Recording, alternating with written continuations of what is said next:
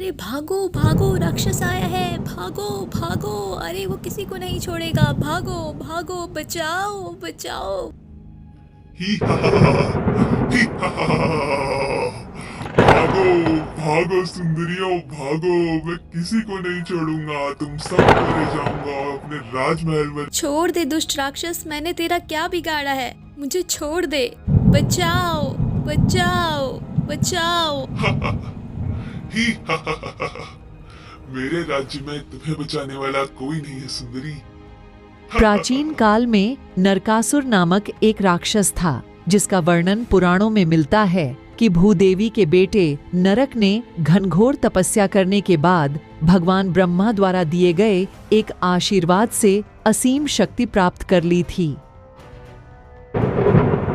इसके बाद लोगों को बहुत कठिनाइयों का सामना करना पड़ रहा था।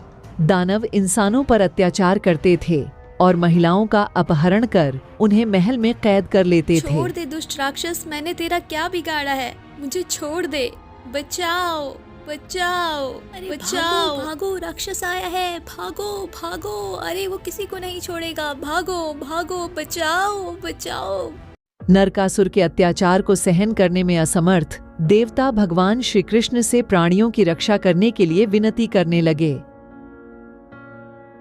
रक्षा कीजिए हरि, रक्षा कीजिए। देव, आप कहाँ जा रहे हैं?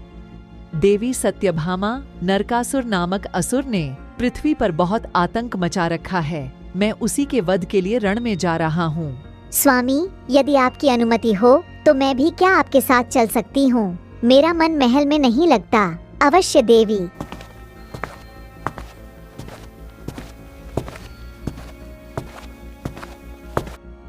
देवी, मैं चाहता हूँ कि इस रण में आप मेरी सारथी बने। जैसी आपकी इच्छा देव।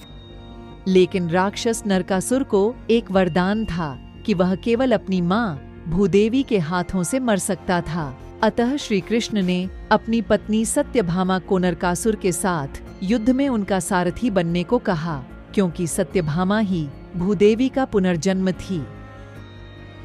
नरकासुर कहाँ छुपा बैठा है? बाहर निकल।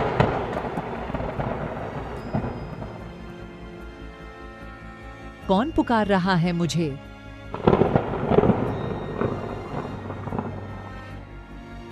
ओ कृष्ण, मैं तुम्हारा इंतजार कर रहा था।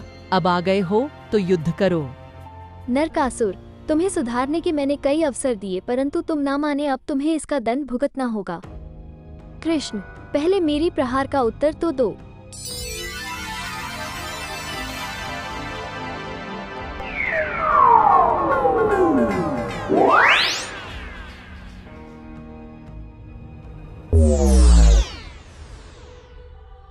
युद्ध में श्री कृष्ण को नरकासुर ने एक तीर से बेहोश कर दिया तो सत्यभामा ने धनुष उठाकर नरकासुर को निशाना बनाते हुए तीर मारा, जिससे राक्षस नरकासुर की तुरंत मौत हो गई।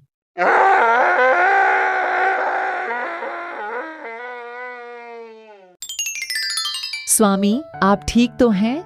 हाँ देवी, मैं बिल्कुल ठीक हूँ।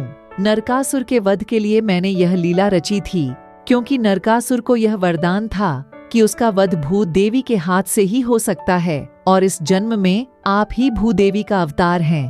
अतः मुझे यह लीला रचनी पड़ी। सत्यभामा के द्वारा नरकासुर का वध इस बात को व्यक्त करता है कि माता पिता को अपने बच्चों को दंडित करने में संकोच नहीं करना चाहिए। नरक चतुर्दशी का त्योहार यह संदेश देता है कि समाज की भलाई हमेशा किसी व्यक्ति के अपने व्यक्तिगत स्वार्थ से अधिक प्रबल होनी चाहिए।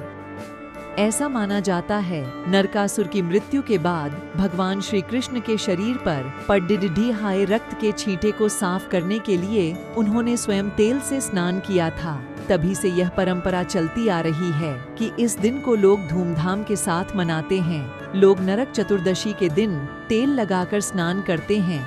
14 पूजा मुहूर्त के उपर्युक्त समयानुसार यमदेव की मंत्रोच्चार के साथ विधिवत पूजा की जाती है तथा शाम के समय तेल का दिया जलाकर घर के द्वार पर रखा जाता है।